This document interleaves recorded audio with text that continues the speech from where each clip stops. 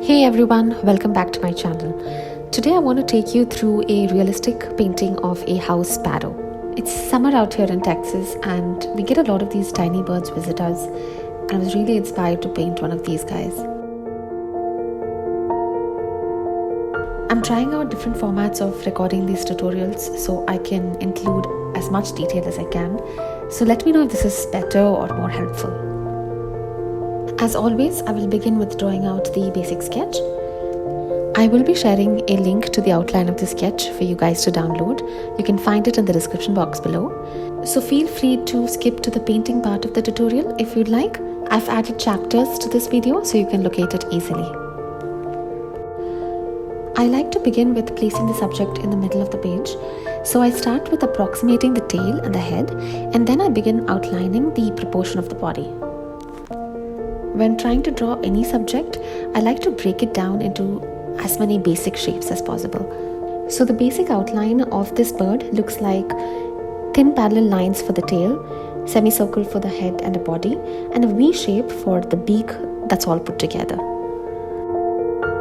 Drawing bird feet is always funny and not exactly my favorite part, but referring to a reference picture for its tiny curves and details is my best bet.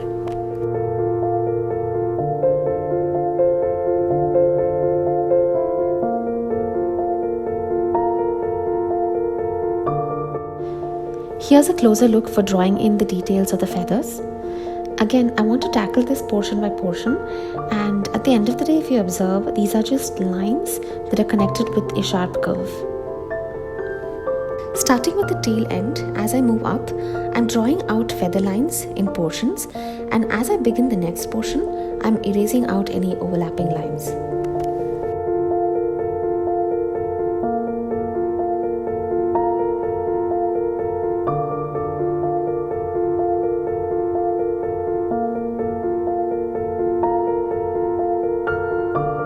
I've marked out the areas where different colors of the bird go, and I've also drawn in the circle for its eye.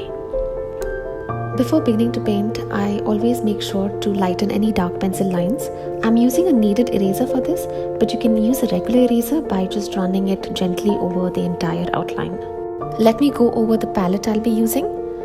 Vibrant yellow, golden honey or yellow ochre, burnt sienna, dark chocolate, midnight navy, grey and black.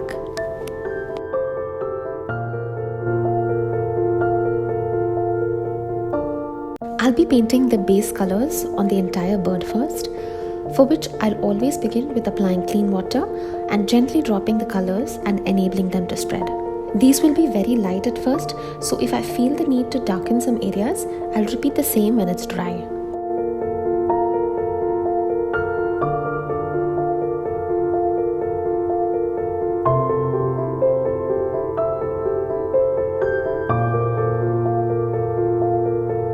Every time I paint a bird or an animal, I look at the picture at first, convinced that these are the only colors I'll need to paint.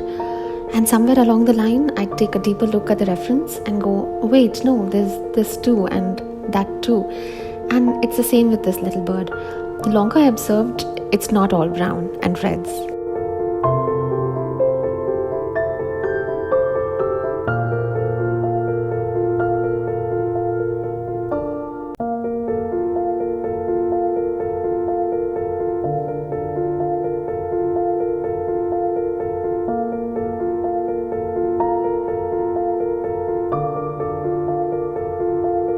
While painting the base colors on the head and neck, I am making sure to paint in streaks and dotted lines to hopefully give it some texture.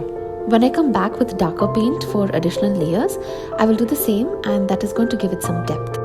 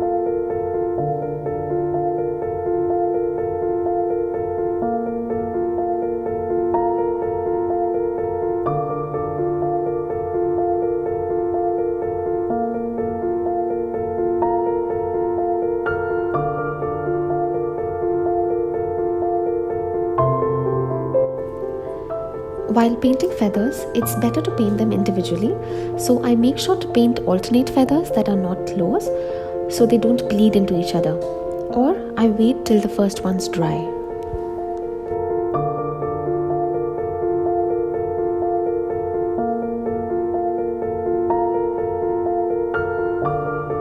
While the first layer of golden honey is painted on and it's still wet, I go ahead and add a streak of just a thin line of burnt sienna and smoothen out the edges.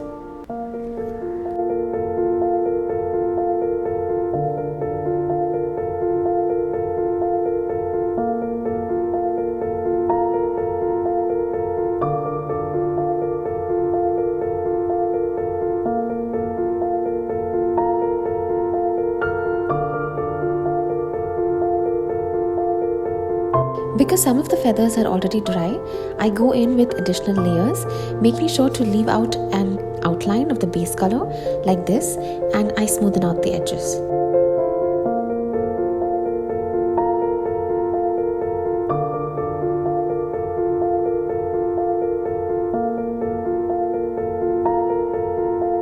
The feathers at the bottom have darker colors on them, so I paint wet on dry as opposed to the wet on wet technique that I've used so far. Again, I've left a thin outline of white to work on details at a later stage.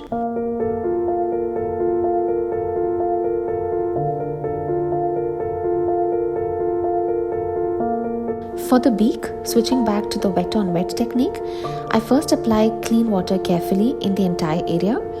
I start with vibrant yellow on the bottom and introduce golden honey and a mix of burnt sienna only on the top beak.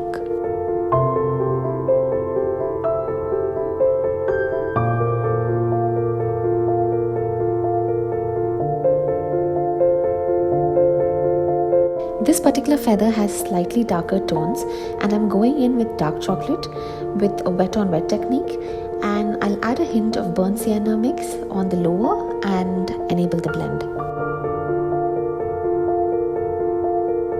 Honestly, for the feet, I kept it simple.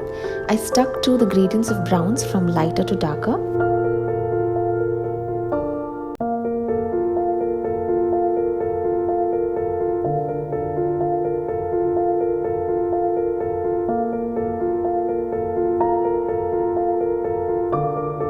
Wherever I believe there is a shadow, I've introduced a darker brown and let it dry.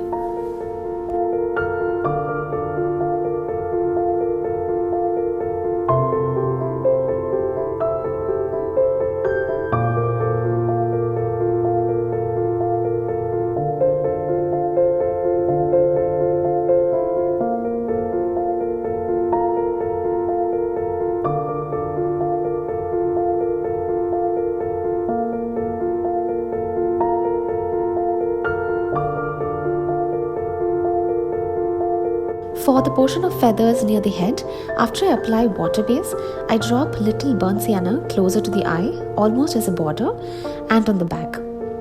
I paint in dotted lines for texture and gently smudge with a damp brush.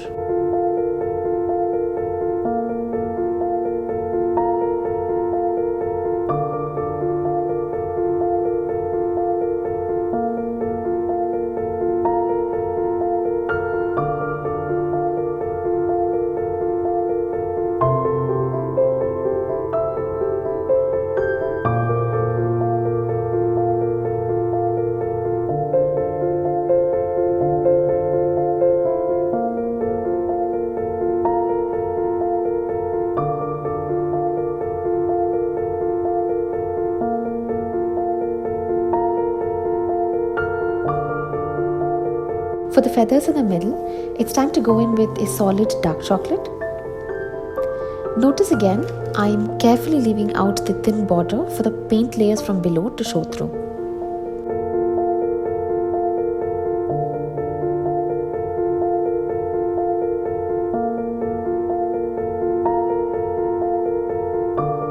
And here what I'm going to do next, while it's still slightly wet, I mix a bit of grey to the already dark brown mix to paint gradients.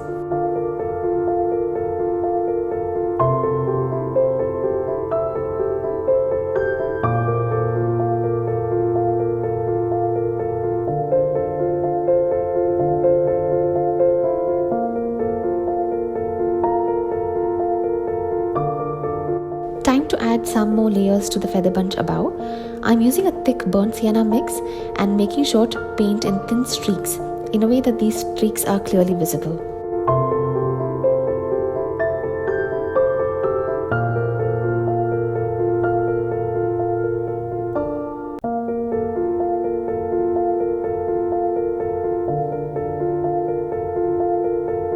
Darkening the mix with dark chocolate, I paint again in streaks in mostly upward motion. This way, some of the darker streaks will overlap the red streaks that I painted before, and this is going to give it a nice depth.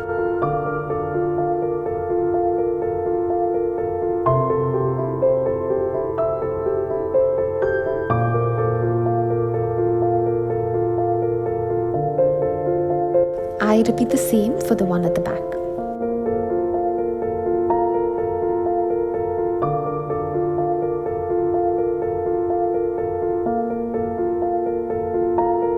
The tail feathers are now dry.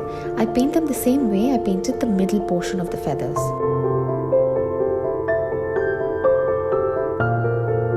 Make sure to switch between the brushes with the right thickness as appropriate to paint comfortably around small and big spaces. As always, I'll make sure to add the complete list of materials I've used.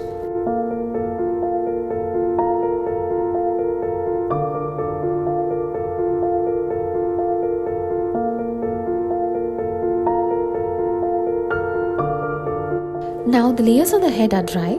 I am adding darker dotted lines and scattering them before I smoothen them, making sure to overlap the reds and the greys on the head for a more natural looking coverage.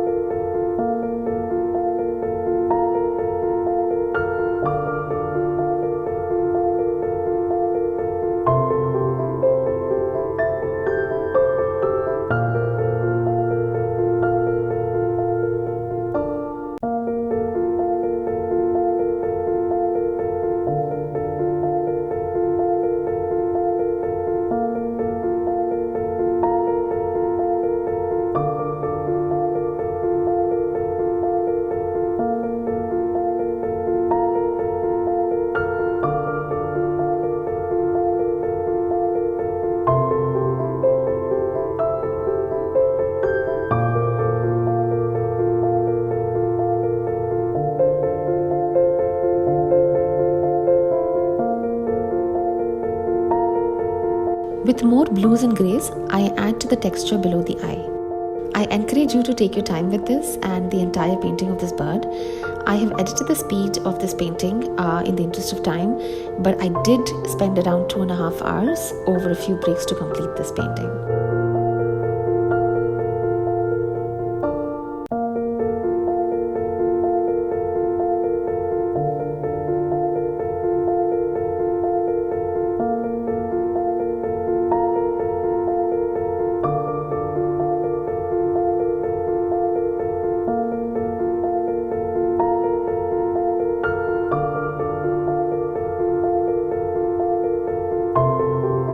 Continuing like this for the head for a crown-like shape, above the beak with grey, and for below the beak, the beard-like shape I paint with full black.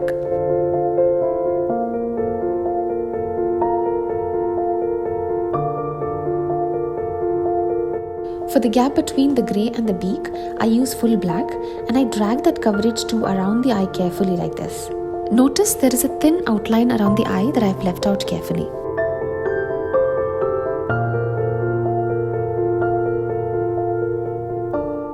Eventually, I overlap these black dotted lines over the reds like I did earlier.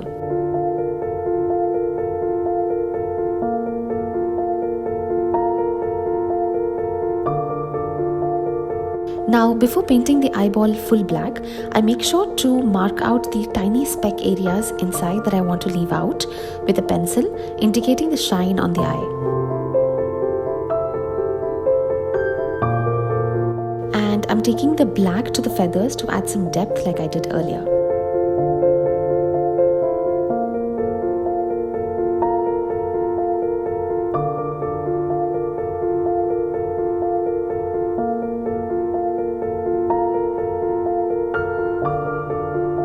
The beak is now dry and I'm going to drop some burnt sienna mix and blend out. The darker tones will be on the edge of the beak.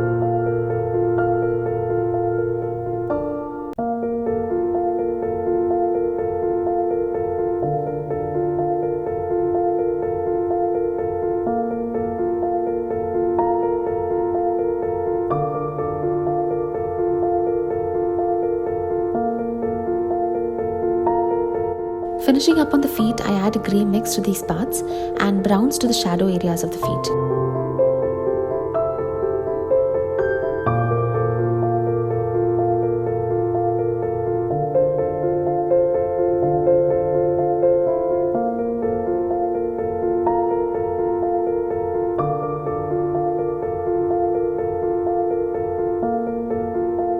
Now switching to white gouache for the final touches, I'm adding it around the neck and on the body like streaks. I want to make sure I overlap them on top of the other feathers for a fuller and a more fluffier look. Here's also a fun part. I've added also a tiny hue of blue to this gouache to paint around some areas.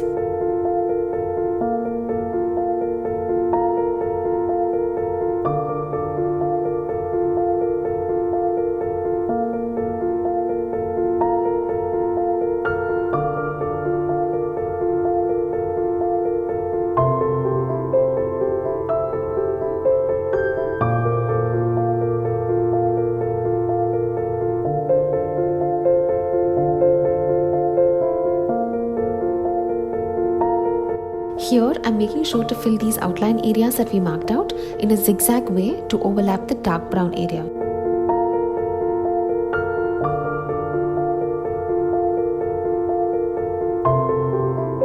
Some final touches here with gouache and a dry brush for the feathery look.